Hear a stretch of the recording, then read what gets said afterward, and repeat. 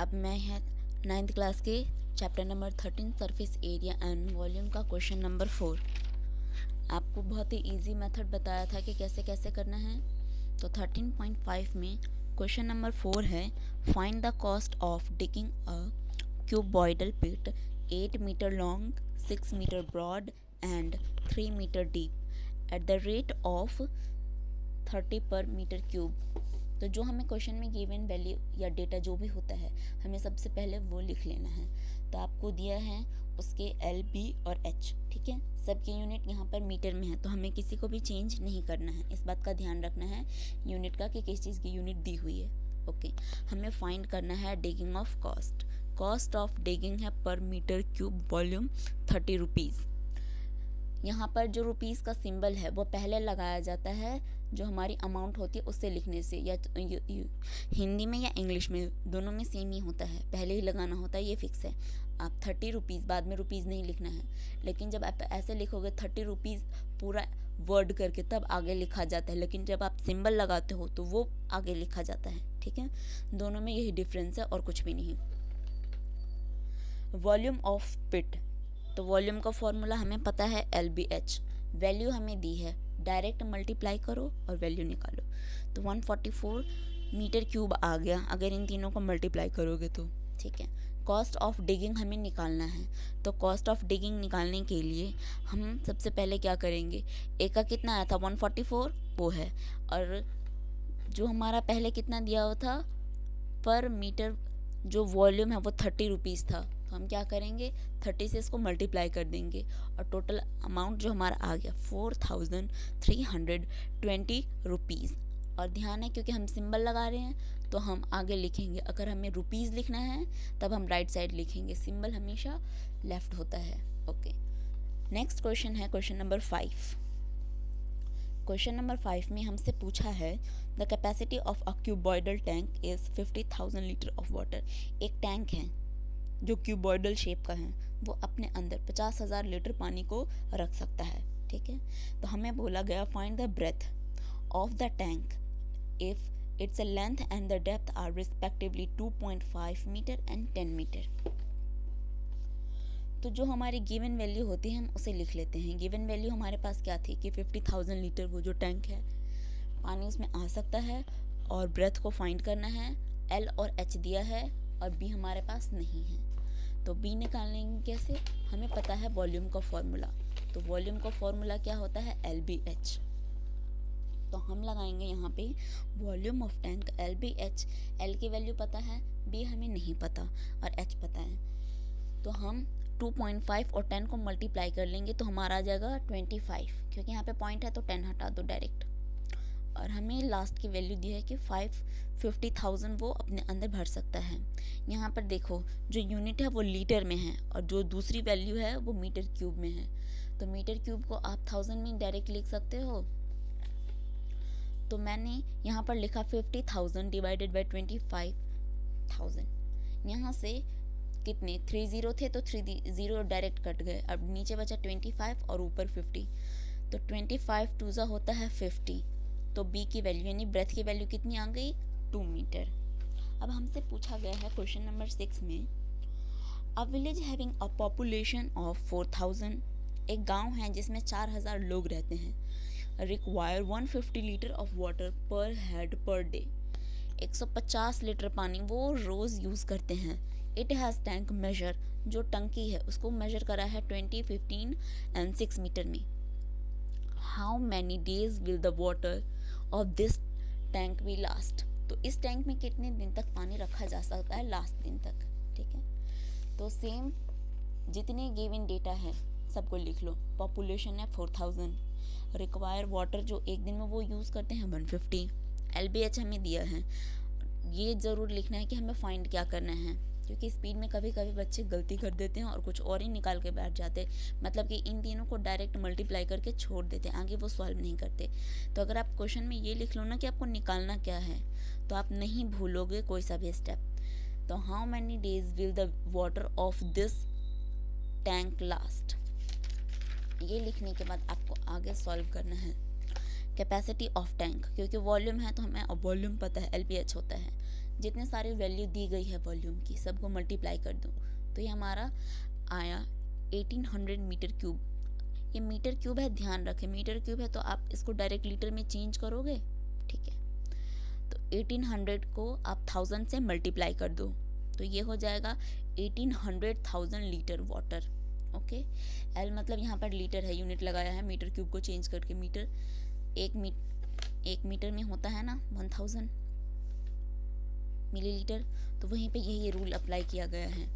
अब नेक्स्ट आप लिखोगे water consumed by the people of the village in one day, कि एक दिन में वो कितना यूज़ करते हैं। तो लोग कितने हैं 4000 और एक दिन में वो कितना यूज़ करते हैं 150, जो कि आपको क्वेश्चन में दिया हुआ था।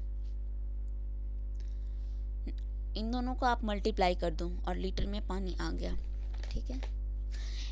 15 को 4 से करो तो कितना आ जाएगा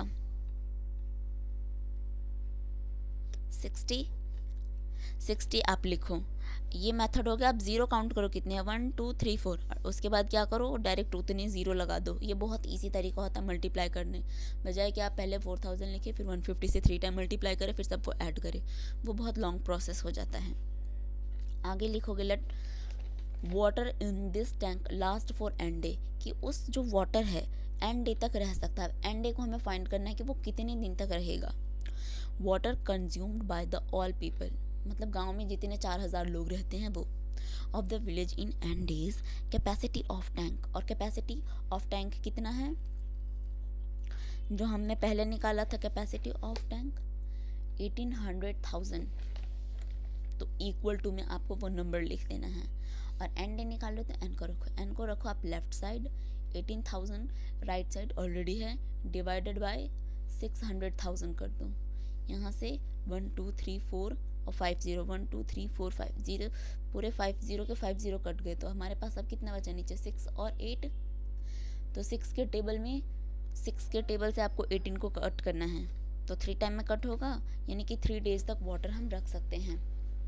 नेक्स्ट क्वेश्चन आपसे पूछा गया क्वेश्चन नंबर 7, और गोडाउन जिसमें सामान रखते हैं ना बहुत बड़ी, उसको हम गोडाउन बोलते हैं। इसका जो मेजर है 40 25 एंड 10 मीटर। सभी यूनिट का ध्यान रखें। Find the maximum number of wooden crats each measuring in 1.5 and 1.25 0.5 that can be stored in the godown, ठीक है। तो हमने सबसे पहले लिख लेंगे, मैंने इसलिए पहले लिख लिया है ताकि जो वीडियो है वो बहुत लॉन्ग ना बने, 1 बाय 1 करूँगी तो ज़्यादा टाइम लगेगा। यहाँ पे आपको सिर्फ मेथड देखना है, बाकी आपको खुद ही सॉल्व करना है, इसीलिए छोटा वीडियो बना रही हूँ। गिवन जितनी भी चीज़ें होती है वो लिख लो। गोडाउन है, कितने हैं उसके मेजर 40 25 एंड 10, सबके यूनिट लगा दो, meter meter meter. Find maximum number of wooden crates each measuring 1.5 1.25। ये 1.25 नहीं पढ़ेंगे इसको, ठीक है, क्या पढ़ेंगे 1.25। अगर 1.25 या इधर पॉइंट के बाद जितने भी नंबर होते हैं उसको सिंगल सिंगल पढ़ा जाता है, इस बात का ध्यान रखें। फिर है 0.5, उसके बाद आप लगाएं यूनिट। वॉल्यूम है, हमें वॉल्यूम का फॉर्मूला आता है LBH और हमें वैल्यू भी दी हुई है। यहाँ पे मैंने L1 B1 और H1 इसलिए लिखा है कि हमें जो वॉल्यूम है 2 बार फाइंड करना है, ठीक है। तो V1 और V2 इसलिए हमने इस वाले में 1 1 1 लिखा है, क्योंकि दूसरे में भी हमें वॉल्यूम निकालना है, तो लिखते वक्त आप कंफ्यूज ना हो।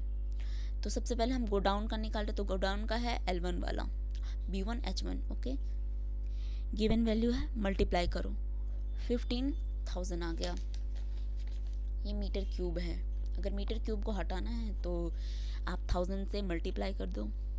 Next volume of 1 metre wooden, 1 metre wooden है, उसका आपको वॉल्यूम फाइंड करना है जो छोटा वाला है, ठीक है, 1 मीटर वाला वुडन का।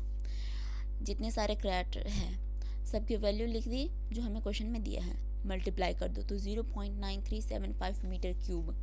मीटर क्यूब को हटाना है तो 1000 से मल्टीप्लाई, ये ट्रिक नहीं भूलना है।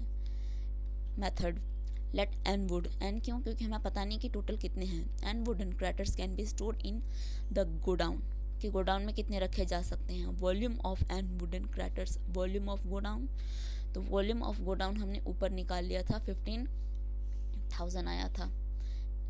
अब n और जो छोटे वाले हैं 1 मीटर वाले वुडन को, उसको मल्टीप्लाई करो और इक्वल टू कर दो वॉल्यूम ऑफ गोडाउन से। n को आप रखो लेफ्ट साइड, 15,000 आपके राइट साइड हैं और ये इधर मल्टीप्लाई में है तो इधर जाके डिवाइड में हो जाएगा, तो हम इसको ले जाएंगे डिवाइड में। इस नंबर को अगर आप डिवाइड करते हो तो ये 16,000 आएगा। तो आप कितने रख सकते हो? 16,000 जो क्रैटर्स है आप उसको रख सकते हो। नेक्स्ट क्वेश्चन पूछा गया है क्वेश्चन नंबर 8 में आपसे पूछा गया है a solid cube of side 12 centimetre, cube है, अब क्यूबॉइड नहीं है, ठीक है। Cube is cut into 8 cube.